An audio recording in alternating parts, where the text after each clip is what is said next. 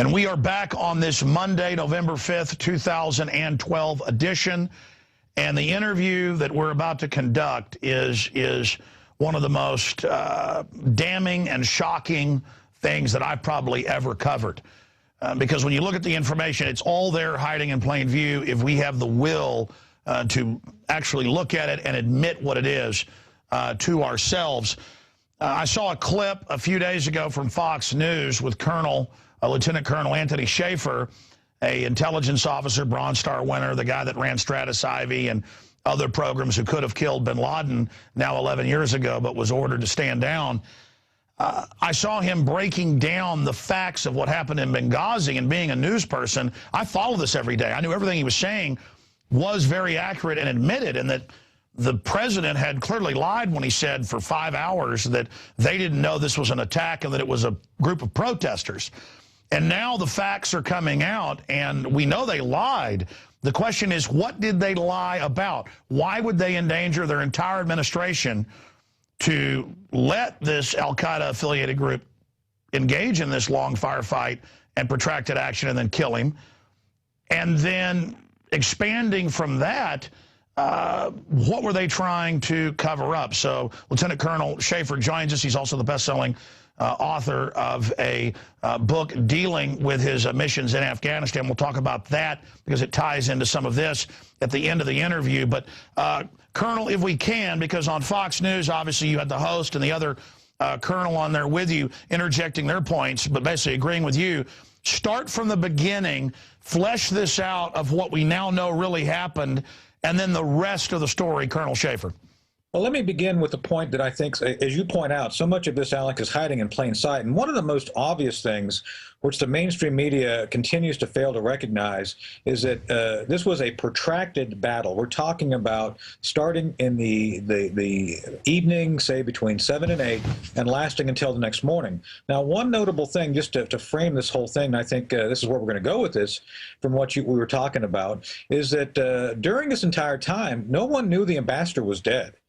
And this is notable by the fact that one of the things you'd think they'd want to do is find him by the fact you would not want to have a hostage situation similar to the one that hobbled Jimmy Carter during his reelection campaign back in 1980. And think about this. If Ambassador Stevens was taken hostage, every day there would be a reminder of the failed policy.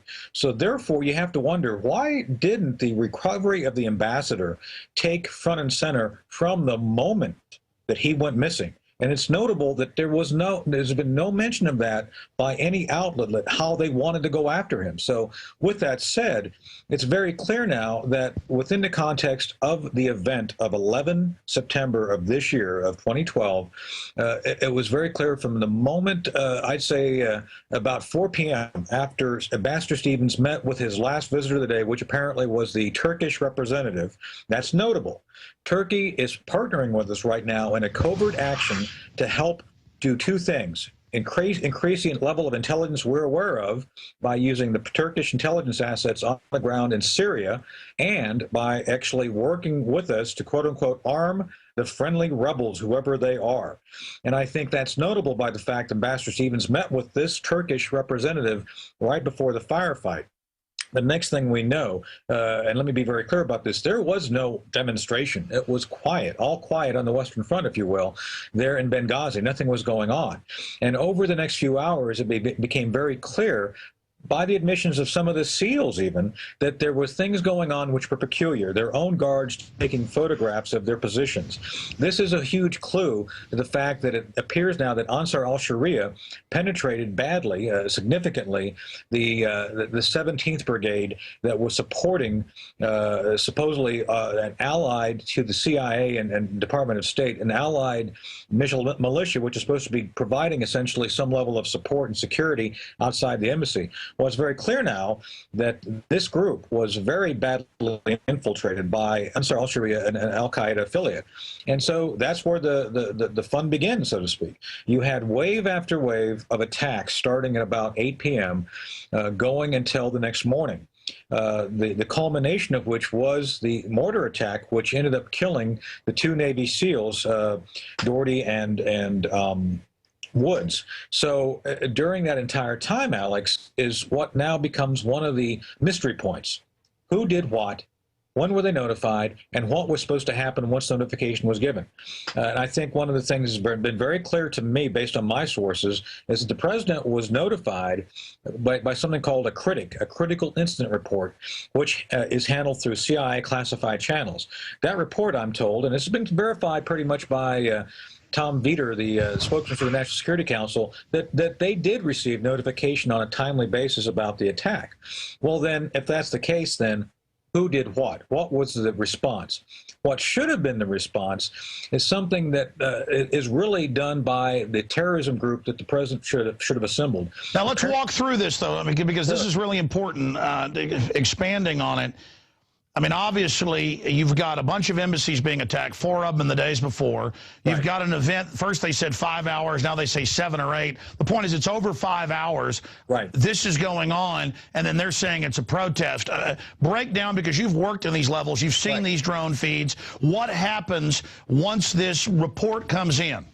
Well, first off, you can tell by the drone feed, Alex, it's not a freaking protest. I mean, people with protests show up, they gather around, they throw things. They're a big bunch. This was not a big bunch of people standing around in the street. These were armed fighters trying to breach the security of the compound. Again, it's a very different thing. Yes, granted, in Egypt next door, there was a breaching of the compound, but there was a very clear gathering of individuals with grievances. And let me be very clear here. It's very rare for a group of rioters to gather in hours of darkness. It kind of prevents the whole idea of seeing the protest. So that was right off the bat peculiar.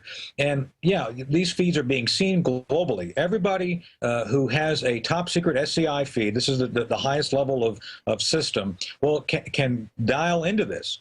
And when an attack is ongoing, Alex, everybody tunes in. In this case, a DoD drone was loaned to CIA, put under CIA control, and from that point on, and I estimate probably about 10 o'clock, everything was being seen in real time. So everybody here, and keep in mind that 10 o'clock there is about sometime in the about 8 hours later here. So we're talking about essentially all of this happening during the beginning of and throughout the process of a business day. So it's 3, 4 o'clock in the afternoon. Obviously, everybody at the Pentagon, you name it, their eyes on the ambassador being attacked. Right. So there's no doubt. Everybody is standing too because they're at their workstations. There's no calling people in from a slumber. So during this time, then everybody's notified. And then what's supposed to happen is you bring the people together who have already planned contingencies. And Alex, let me be very clear for your audience here. Well, I don't know why I have to say this, but people seem to forget. This was the 9/11 anniversary. You should have had every resource in the region standing to, ready to go. That includes special operations folks. That includes aircraft of all flavor that we have, logistical, fighters, anything else that may be called upon. And of course, break. There was already riots going on in other places. So how could you not miss the clues, clue after clue after clue, that something may happen, therefore you must be ready. So what logically should have happened is that you use those ready resources and begin planning. You try to figure out, what do I have available to me to react to this situation? And this is where it all gets very murky. And my sources do tell me that President Obama was called in. He is admitted that he got briefed on it. Further, my guys have told me he was called in and watched the video for a while even. And during this time, supposedly, this group of national security experts includes Tom Donilon, his national security advisor, John Brennan, the terrorism advisor, and Deputy National Security Advisor Dennis McDonough, all gathered and supposedly put their brains together and started determining what they should do. And it just so happened that Leon Panetta was there, apparently, from meeting on some other things. So everybody was there. The whole brain trust was there. The question now becomes, Alex, what did they do or not do? And this, again, is the mystery, because this was a curtailed time period that's measurable. This was something that happened over hours. This was not something that happened in 10 minutes and you were done. You actually had major decision points all throughout the evening that related to things going on the ground. You've got right across the Mediterranean, 20 minutes away, you've got jets, you've got special forces all over the area, obviously even in country. Right. And clearly from your sources, I mean, expand on this, we're talking about a presidential stand down over at least 5 hours. This is where it gets murky, because the president says he issued an order saying go do what's necessary to protect our people and protect our territory. So Bing West, God bless him, has done an editorial, and I support Bing on this, calling for the president to cough up the order. I think it's very simple. If he said he ordered it, then cough up the order. But if he would have ordered it, you would have had drones, C-130s with Gatling guns and howitzers. I mean, they would have been there in, what, 20, 30 minutes?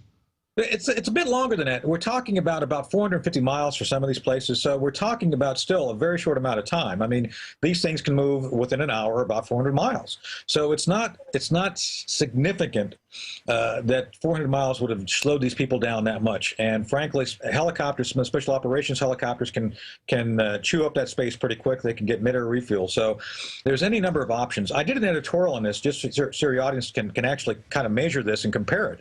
I did an editorial on FoxNews.com. It talks about what President Reagan did when he was confronted with the fact that students on the island of Grenada in 1983 may become captured. So in that editorial, I don't want to waste our time here, but I walk through how President Reagan did his decision-making and what confined time spaces they had there. And once you read that, you recognize that if Reagan can do it in 83 in 6 hours to invade a country, surely we could have done a lot more within the space of time we had with this. So you've got an island thousands of miles away, and he could do it very quickly. So expanding. Yeah. What's the bottom line with Obama and all of his surrogates the next day saying these were protesters? We know that's a lie. Right. We know that this was an arms cache facility. We know they're with Turkey that you alluded to. Break that down with arms shipments to the Wahhabis and others that are attacking Assad. So Colonel, break all this down for us, what we're really dealing with here. Well, my theory is, based on the information I have, and again, we're hoping more people will break ranks and say more, is some of your audience may remember something called Camp Chapman. Camp Chapman was a CIA operation back in 2009, December 2009, that went very bad. Basically, Al-Qaeda ate our lunch. This was a Jordanian doctor who they thought had been doubled. They thought he was working for us. He was still working for Al-Qaeda, and he conveniently came in with a body bomb and killed, according to CIA, their best bin Laden analysts. So I think what we're looking at here, Alex, is something similar. I do believe Ansar al-Sharia got wind of what we were doing there in the compound, in the consulate, and frankly, they were able to penetrate to the level of where they were effective in going in and attacking our folks. And let me be very clear what this means to me and what I think is going on. There was about 20,000 surface-to-air missiles, SA-7, SA-22s, according to my CIA sources, on the ground in Libya after we so-called liberated the Libyan people. Well, only about 5,000 of those have been recovered. Some of those, I believe, have shown up in Syria with the rebels. So with that said, your appearance here, and this is where I think certain Democrats have already kind of alluded to the fact there's something deeper here they don't want to get into. It's all about essentially a Fast and Furious gone wrong in the Middle East. I think what they were doing here was a buyback program, trying to get these weapons out of the hands of folks in Libya, and then trying to give them to the Turks, who then were going to pass them over to the Syrians. And so I think what we see here is a Middle Eastern version of Fast and Furious. And I think what we have to sort through here, which is going to be the difficult piece, is who within the administration knew that, who maybe didn't like the way things were playing out. Maybe Ambassador Stephen found out things he didn't like about what was going on. I know theoretically my friends at CIA have told me he was not aware fully of the details of the covert action relating to this buyback or movement of arms. And the question becomes who did what and why did they do it within the context of that time frame. Now, the next morning, clearly, there was zero, let me be very clear, zero evidence, no credible intelligence that there was ever a protest. Therefore, someone had to come up with a cover story or concoct a story which out of whole cloth. And it's been very interesting listening to President Obama speak about this because, according to him, within his Rose Garden comments, he said it was terrorism. Yet in a 60 Minutes interview he did just minutes later after that, he says now, and this was released yesterday by 60 Minutes, CBS, saying, well, we don't know if it's a terrorist act. And then, of course, he's come back and again said, of course, I thought it was a terrorist act. There's been back and forth. So this, to me, should send up all sorts of flares to the mainstream media to start asking really hard questions. Why on earth would you lie? And let me be very clear about this. Why on earth would you lie about a video being the reason for a full-on al-Qaeda attack on an ambassador and one of your key overseas missions where you've actually invested a great time of sweat equity trying to free a people. Why would you not tell the truth about what happened? And the whole premise of this video being the reason for this is taken on a whole insane life of its own. And so the next day, the very next day after this, you know, it's the 12th of September of this year, someone had to come up with an idea of what they were going to say.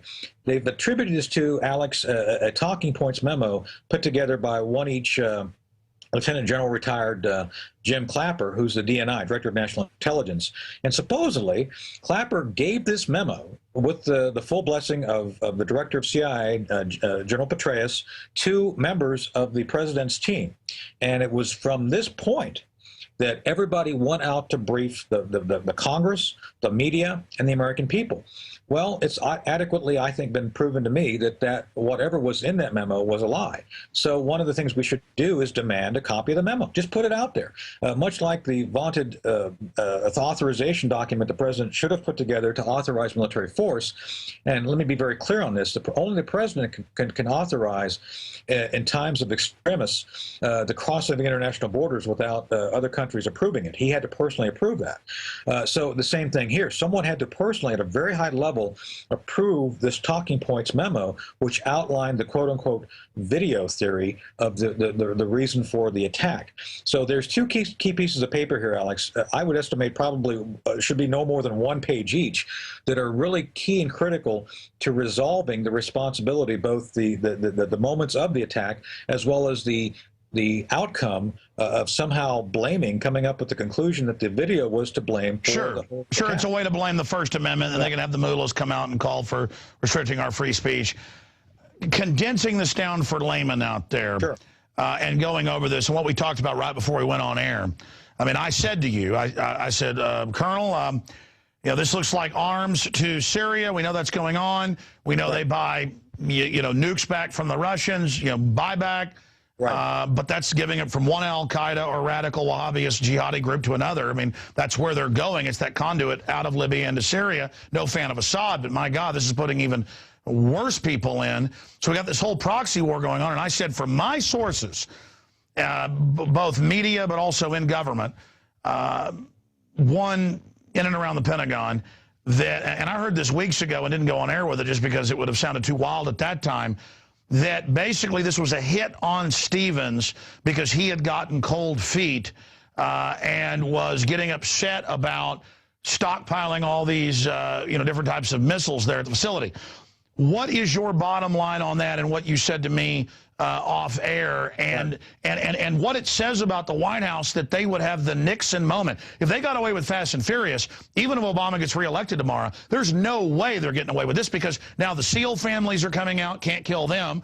Obama's been caught lying. We know there's the video feed now.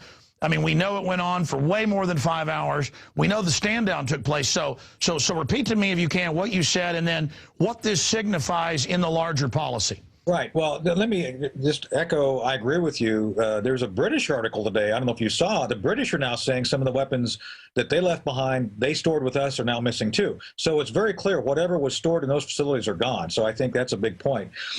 Right here, Alex, I think it's where there's one of two things. And this is why I opened our interview with pointing out that during that entire period, the White House wasn't seeming to be all that concerned about the presence of where is Ambassador Stevens.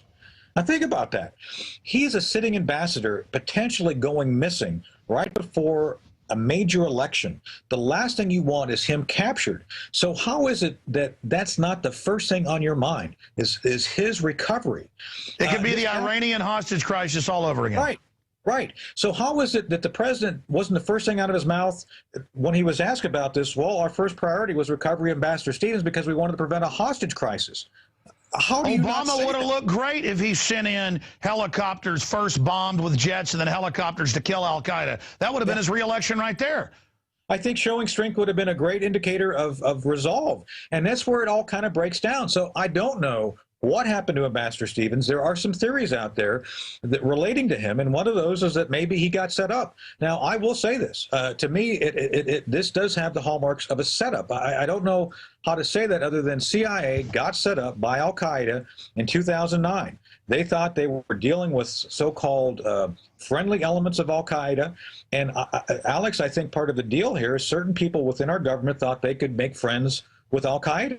They thought that al-Qaeda, for purposes of Syria, may be an adequate partner, if you will, to do some of the dirty work. And I think that's part of the real thing that they're worried about coming out here. And now al-Qaeda has got, undoubtedly, as you said, over 10,000 missiles. They can hold the entire West hostage. Right. And I think that's the huge issue here. And this is something, Alex, let me remind your audience that this was talked about 18 months ago when we first started down this path. About when you were on my show, you said they're going to get all the high-tech weapons from Gaddafi. Right. And this was one of the concerns we talked about. I talked about with you. I talked about with the mainstream media, that we had to be careful how we destabilized. As much as Gaddafi was bad, the outcome of basically balkanization of Libya would be far worse, and that's where we're at. So I think there's multiple reasons here. The White House really didn't want to talk about this going wrong. And I think in many ways, no matter what's going to come out, and I think there's going to be a lot more coming out, no matter how you cut it, they did not want to have a major discussion of things going wrong and what they showed up to be one of their major foreign policy victories. And I think it's very clear here that the folks, predicted this would happen. Sure. So here it is. Either they hung him out to dry because they didn't want to go and kill their own al-Qaeda people, which they've now admitted had been hired as the security for them. Right. A, they don't want to show that they're working with al-Qaeda, or B, it's worse. The ambassador wasn't going to play ball, so he had to be gotten rid of. Or, again, their own al-Qaeda people double-crossed him, maybe even got the money probably, and then double-snatched the missiles again. I think that your last option is there may be more to it, but I think that's the most realistic option at this point. It's very clear that al-Qaeda got through the wire. I mean, through the wire. They got the stuff back. It's gone. And we were arming and paying people, to so-called friends, that we weren't vetting. And let me be very clear. This is one of the things I've said on Fox News. I said this within 24 hours of the event.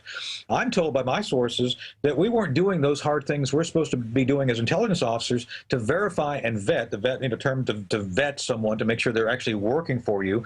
We didn't do those hard things. We didn't look at where they lived. We didn't look at what they were doing. We didn't work to verify who they said they were and the fact that they were loyal to us.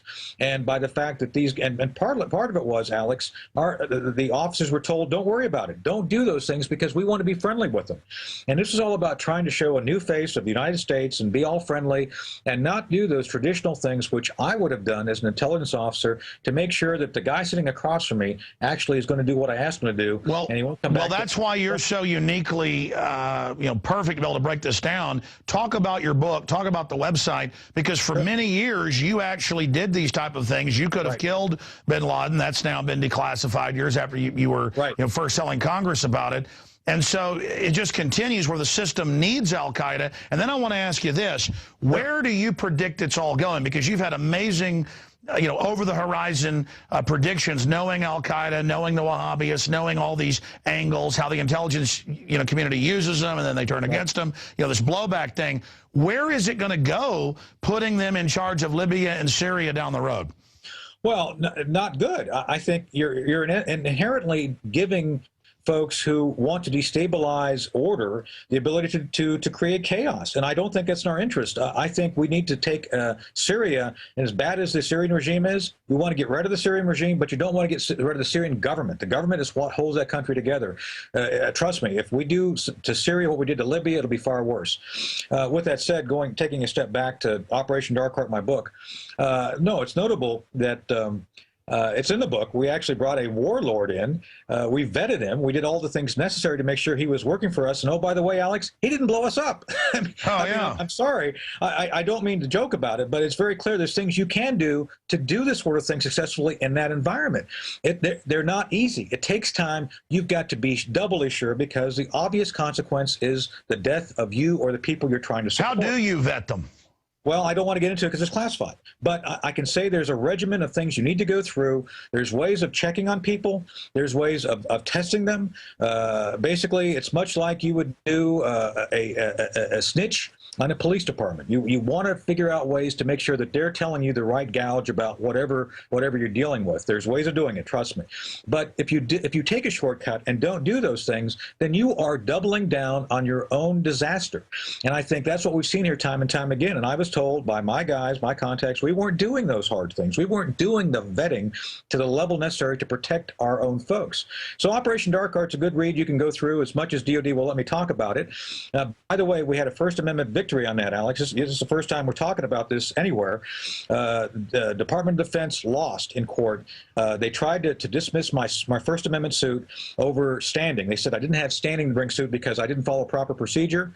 Well, we won. The court said I have standing, and now we can proceed with our First Amendment suit against DOD for violation of my First Amendments. That's coming soon. Wow, so that's breaking news there. I just noticed on your site something new. What's the private war there on the site? One of the things your readers can go to my site, operationdarkheart.com. Peter Lance, investigative journalist, did a detailed investigation of the book, and he basically put everything back in his article, what they took out of the book. Peter's a brilliant writer. You probably had him on for Triple Cross. Yes. And he did a brilliant job of researching. I don't know how he found out some of the information, but everything the Pentagon wanted out of the book, he put back in the article, The Private War of Anthony Shaffer. Your readers can read it, and the listeners can read it. And it talks about, like you mentioned, some of the things we could and should have done to al-Qaeda and some of these other guys before 9/11. Okay, in closing here, and we appreciate your time, Colonel Shaffer, looking at this, there's got to be a method to what the State Department and the Obama people are doing. But you put the Muslim Brotherhood in, you put al-Qaeda, that's the main group now in Libya. Al-Qaeda, they even admit now, is the main core force. Some estimates are as much as half. The CFR a couple months ago said, quote, we need al-Qaeda. But then I'm told I've got to give my rights up, have the TSA, molest my family, grab on me. I've got to see checkpoints on the highway because of al-Qaeda. But then I get the internal government training manuals. It's all about gun owners, returning veterans. We're the threat. Clearly, they're using the al-Qaeda threat to set up a police state, power grab here domestically, mission creep. And then overseas, how does government think it's going to get away with putting al-Qaeda in charge of all these countries? I mean, the blowback from this, I mean, people aren't stupid now. It's not like stuff happens in the 80s and then 20 years later something happens. We're talking about in the same year we're having blowback, right. And obviously it's going to get a lot worse. So how does what's happening in the power structure? Because from my view, we've never had a perfect power structure, but they're getting so sloppy, so reckless, so delusional. Well, two things I'll say. First, we've got to get the NDAA done. I mean, the idea that President Obama, or any president really, can assassinate U.S. citizens or indefinitely detain anybody because they're a threat because he says so. Are you kidding me? We've got to fix that. And this goes back to the larger issue which you're pointing out. We have to look at threat for what it really is. And everything we do, Alex, has to be based on the real threat. We have to do a survey, figure out globally a strategy that's based on threat. So much of what we're seeing right now is whimsy. And let me be very clear for your audience here. The TSA isn't making anybody safe. It's great theater, but it ain't making you any safer when they go through these things. And I've been through several times, and I'm fascinated every time of how they either miss things or, one time I was wearing a shirt and somehow they were convinced my breasts were somehow missiles or something. I mean, that was literally that insane, because they had to do, after I did one of these body searches, they had to go back and physically touch me. Are you kidding me? So there's real problems here with both the domestic policy of what they're doing to quote unquote make us safe and the larger threat which is developing overseas. There's a disconnect. We don't have a government with a clear policy and vision of what we need to worry about. You have disconnected elements which are functioning, in my judgment, in a very partisan way based on politics rather than... I was about to say, you've got all these agencies power grabbing, and right. Why shouldn't DHS get a bunch of toilet attendants, throw them in uniforms, and declare the entire Bill of Rights is gone, and they're now little commandos? I mean, this is classical tyranny. And that's what we have to be aware of. We need to look at what the real threats are, both globally and domestically, and then base our strategy for dealing with it, and then fund the strategy. Right now, we're doing it completely backwards. We're funding whatever anybody wants, and this is partly Congress's job. I fault Congress big time, and I'm trying to work with certain members of Congress like Representative Walter Jones and others who really are looking at how we need to force the federal government take a big step back, look at real threats, and not simply fund things for funding's sake, and try to establish a strategy, both domestically and globally, that reflects what the real threats are rather than what they're doing right now.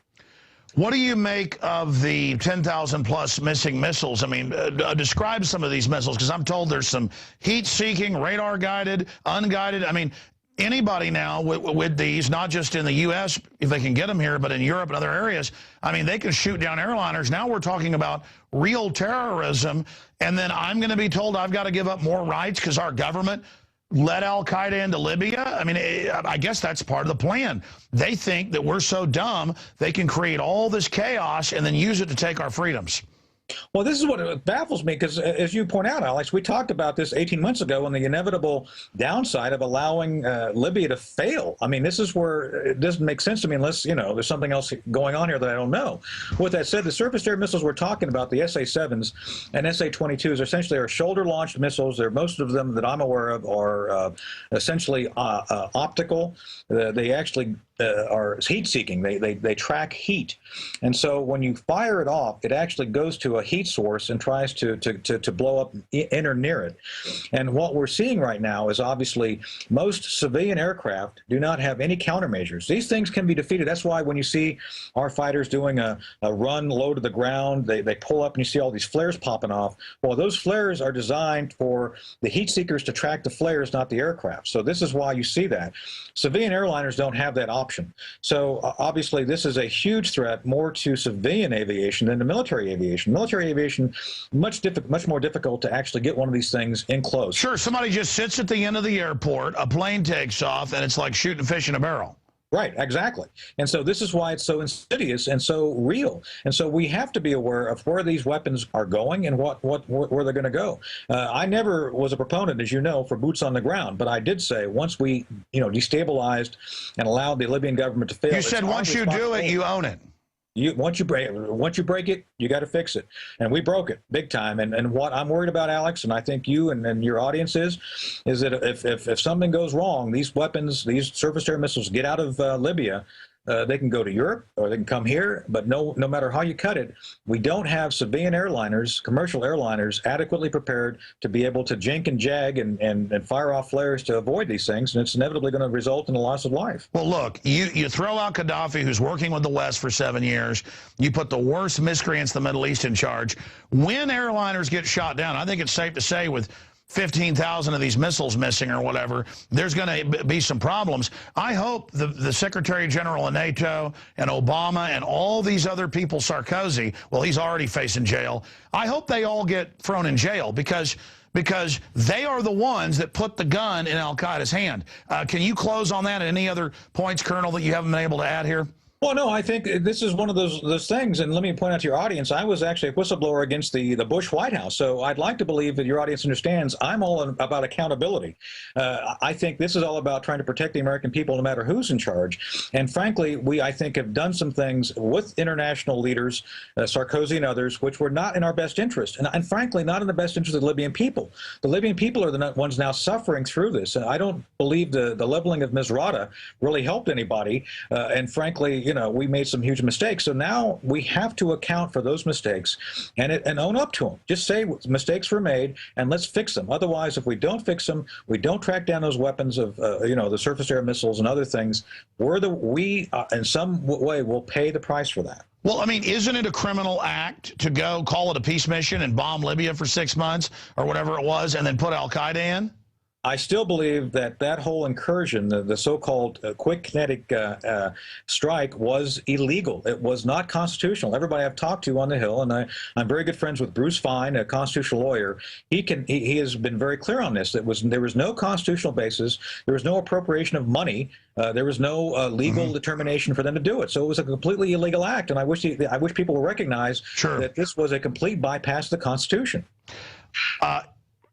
Colonel Shaffer, thank you so much for the time. I've got to throw one more in here because I know you look at this all the time. And you talk to constitutional experts like Bruce Fine, who's also a friend of this show. Looking at all this, looking at what Obama says he's going to do versus Romney, I know that you're nonpartisan and just try to have accountability and defend the republic. What is your gut on what Obama will do if he gets back in briefly versus Romney? Because Obama, as you know, has said NATO is who they go to for military action, the New World Army. They don't go to Congress. And Congress, other than Congressman Jones that you mentioned earlier, introducing bills to impeach if that continues. Nothing's being done. So, I mean, we're really moving down that road towards global governance. Well, that's what really is bothersome. And again, the folks I work with, both on the Hill and, with Bruce Fine and company, recognize the slippery slope of where we're going with this. Let's just use Libya as a metaphor. Libya, any military action should have been approved by Congress. Article 5 of the Constitution, I think, is very clear on this. I think it's Article 5. I don't know my Constitution as well as I should. But we should be actually stipulating what we can and cannot do based on Congress. Only Congress can declare war. And to me, any extension of military action beyond response, emergency response to being attacked, should fall to Congress. And this is something every American should recognize. There's a reason why the founders wrote it this way, so it would not be easy for the executive to run off and engage in war. And let's remember, George Washington, our founding father, recognized the folly of this and actually supported the idea of having restraint. He personally could have been king. Think about that, Alex. He could have been king, yet he said no. We've got to find a way to sustain our government in such a way there's checks and balances. And right now, the checks and balances are completely out of whack.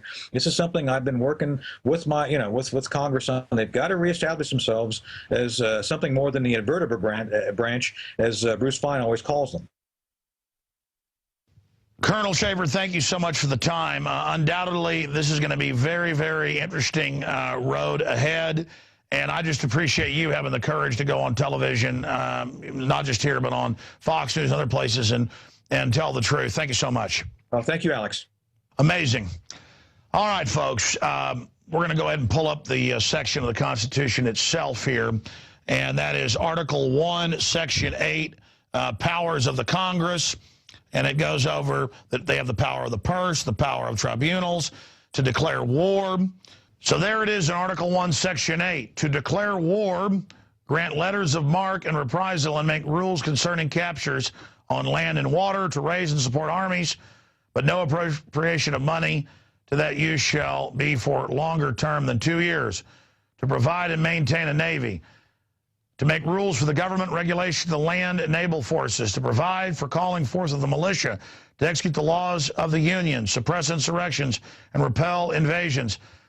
The provision of organizing, arming, and disciplining of the militia. It just goes on and on. So there you go, Article 1, Section 8. And Article 1, Section 9, I know, says the president will not serve as an officer in any foreign government or system, as Obama did under Article 1, Section 9, becoming the head of the UN Security Council for a while. They are just breaking the Bill of Rights and Constitution in front of everyone on purpose. Powerful interview with Shaffer. On Fox News, it was 3 minutes boiled down. Off air, he said, yeah, this has all the hallmarks of a hit. I forgot to get to this one point. So let's document cam this. I knew I was forgetting to ask him about something. This is being reported by the Washington Times. Is a general losing his job over Benghazi? A general that tried to refuse to not stand down. That's in the Washington Times. An AFRICOM general, Carter Ham, unconfirmed reports ask, was Ham relieved of command minutes before ordering Benghazi rescue? And he needs to speak out. He needs to talk about that. Why did they want that guy to go bye-bye? This is a big deal. This is a very, very big deal. So that backs up basically what Colonel Shaffer was talking about there. Back tomorrow, I'm going to be on the radio 12 noon to 3 p.m. Eastern, 11 a.m. to 2 p.m. Central. And then we're going to be back from 5 to midnight or even later with our big team of reporters and the great crew behind the scenes, like Marcos Morales in there tirelessly running the boards, and Wes in there, and, of course, Rob Dew. We're going to have Jakari Jackson and David Knight in here. I'll be in the radio studio, Studio 1. They'll be in Studio 2. Going back and forth with reports. We've got a full list. If you go to Infowars.com, you'll see we've got a big puppet theater there with Obama and Romney. And we have a link there to the free video feed. You won't just have to be a subscriber tomorrow to see the video production that we're going to have. And we've got a huge list of some of the most informative guests there on the site, like Max Kaiser, Gerald Celente, Webster Tarpley, Dr. Paul Craig Roberts. The list just goes on and on. So you definitely do not want to miss any of that information. Starting back live at 5 p.m. Central, Again, Gerald Celente, Max Kaiser, Wayne Madsen, Paul Craig Roberts, Lou Rockwell, Nomi Prinz, Webster Tarpley, and others. So make sure to tune in and to also tell your friends and family to tune in to the free video links and audio links at Infowars.com, PrisonPlanet.tv, and PrisonPlanet.com. And in closing, the new glossy magazine, the November issue, is out. It deals with television, the dumbing down, the brainwashing, increases in seizures because of television, and the fact that people are being systematically programmed. You can buy them in groups of 10, up to 100 at cost. They're basically like little color 60-page books with a big color poster on the inside. Or you can get a subscription for yourself and then hand it off to friends and family, or get a gift subscription. And that's 12 of these. When we have back issues, we'll also add those in, so sometimes it'll be more. But 12 issues guaranteed, delivered to the police station's door, the library's door, your church's door, your dad's door, your mom's door, your son's door, your wife's door, your boss's door. You want to educate people. 12 of these, $59.95. Half of that's the shipping cost. Shipping is included. Get a yearly subscription right now and support the true alternative media. Great new weapon. InfoWarsStore.com to subscribe or to buy them in bulk and hand them out to the zombies that are out there. And again, great job to the crew. I want to thank everybody for the job they did. It was good to have Aaron doing the news as well tonight. And I will see you back tomorrow for marathon broadcast. Let me see, I'll be 3 hours on the radio. That'll be a video feed as well. Again, you can send that link out to friends and family. And then back from 5 to midnight, that's 5, 6, 7, 8, 9, 10. That's 10 hours at least. We're going to have reporters on the ground, special guests, so much more. That's it for this edition of Teleprompter Free InfoWars Nightly News. Lord willing, we'll see you back tomorrow. Thanks for all your support.